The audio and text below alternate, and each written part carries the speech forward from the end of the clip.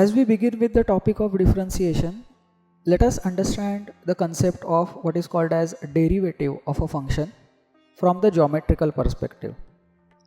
Now, just to give you a little background, the process of finding a derivative was motivated by trying to find the slope of a tangent to any curve at a given point. So, that was a challenge which evolved into this particular topic of differentiation. So, let us consider some general curve. Say this is the curve of some function. Let's call it as, say, f of x. Right?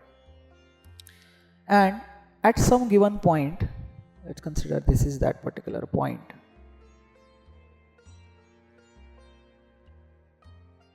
We want to find the slope of the tangent. So that means if I draw the tangent, it looks like this, and we are interested to know what is the slope of this particular tangent drawn at this particular point. Okay, now let us denote in general the point as, say, a. Okay, so the value of x is, say, a. Now if that is the case, the point on the curve, let's call it as, say, point A. We know that the x coordinate of point A is small a, and hence its corresponding y coordinate will be f of a. So these are the coordinates of point A. Now, in order to find the slope of this particular tangent, what do? Is we start off with a crude approximation. That is, we consider some point far away. That is, let's consider this particular point, let's call it as point B. And this particular point B is situated at some distance away from A. So if we drop a perpendicular on x-axis, let's call its x coordinate as, say, a plus h. So in other words, the difference between their x coordinates is h, right?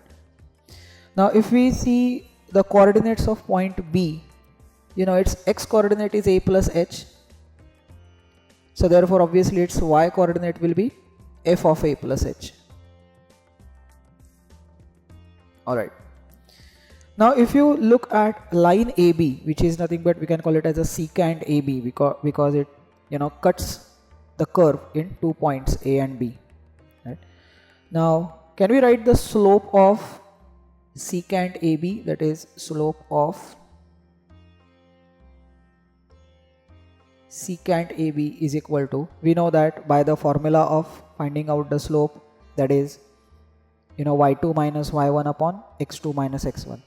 Let's call first point as A and second point as B. So therefore slope of AB turns out to be f of a plus h minus f of a whole divided by a plus h minus a.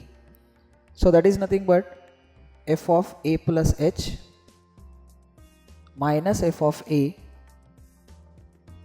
and in the denominator a will get cancelled, so therefore we are left with just h, right? So that is the slope of secant AB. Now is this the slope that we are actually interested in? Obviously no, because we want to find the slope of tangent at A. So what do is we now consider some point which is slightly closer to A as considered from the perspective of B. So it's like point B is moving on the curve towards A, right? So because of this, what happens is the new secant will look something like this. Now I hope you are able to imagine that. What happens is now the secant becomes slightly more tilted, and now that is bit closer to the actual tangent. And in this process what happens is the h gets reduced to a further smaller value.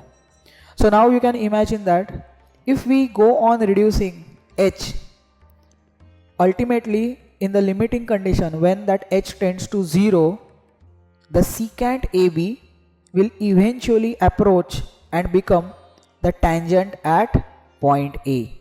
Alright. So therefore the slope of tangent is nothing but the limit of the slope of secant as the quantity h reduces and approaches 0. So therefore we can say that slope of tangent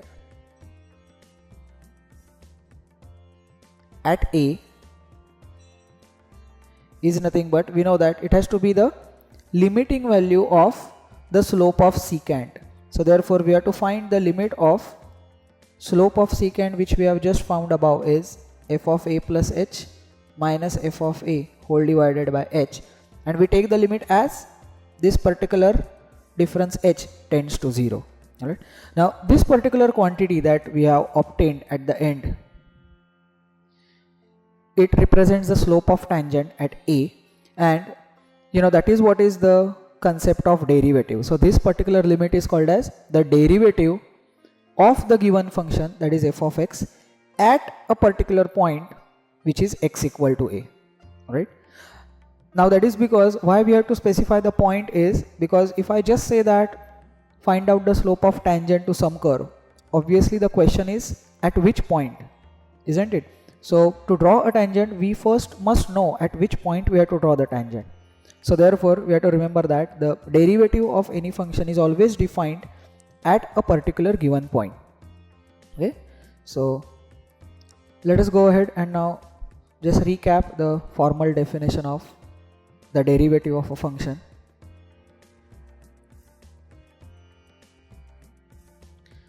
So the definition of derivative, which is also called as the first principles. The derivative of a function f of x is defined as f dash of x is equal to limit of f of x plus h minus f of x whole upon h as h tends to 0. So this f dash of x is the symbol for the derivative of f of x. Okay. Now the definition which we have seen, it is a very general definition in terms of x. If we want to find the derivative of f of x at a particular point, at a given point, say x equal to a, then we have to simply replace x with a in the above definition.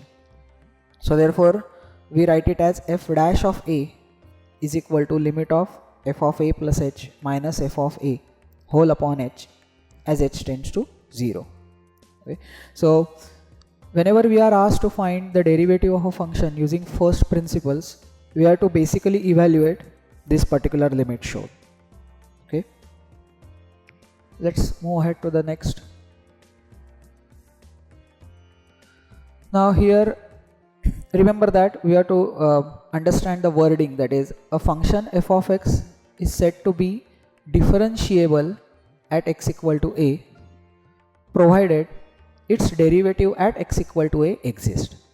That is the limit of f of a plus h minus f of a whole upon h as h tends to 0 exists.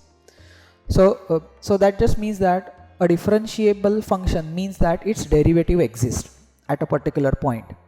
Okay.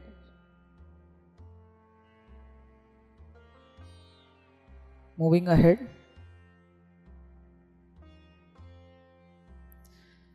Here we have additional notations for denoting the derivative. Now here it is the Leibniz notation for derivative. That is, if y is some function of x, say f of x, then dy by dx denotes the derivative of y with respect to x. So in other words, dy by dx is nothing but limit of delta y upon delta x as delta x tends to 0. Okay. Now let's understand from where this comes. It is very much similar to the original concept that we saw using the geometrical perspective. So let's consider a curve of some function. Okay. Now here we consider 2 points, if you remember, a and b.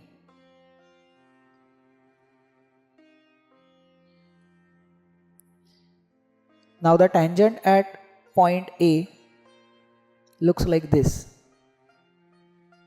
right? And the secant joining the points A and B is like this. Okay. So now if we complete the triangle by drawing the perpendiculars horizontally and vertically, we see that the difference in x coordinates of a and b is nothing but delta x, correct? And similarly the difference in their y coordinates is nothing but delta y.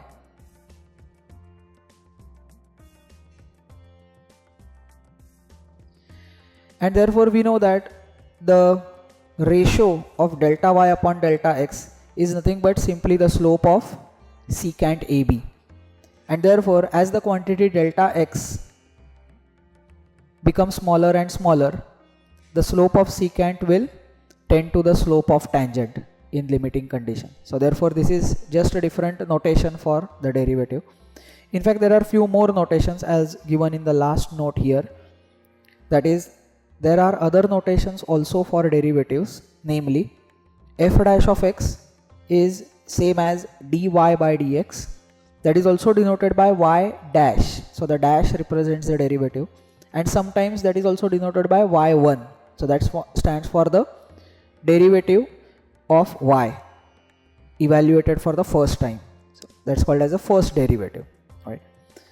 Now just one more point to make clear, that this dy by dx, obviously here we cannot say that d is to be cancelled because d is not a variable in itself. Okay.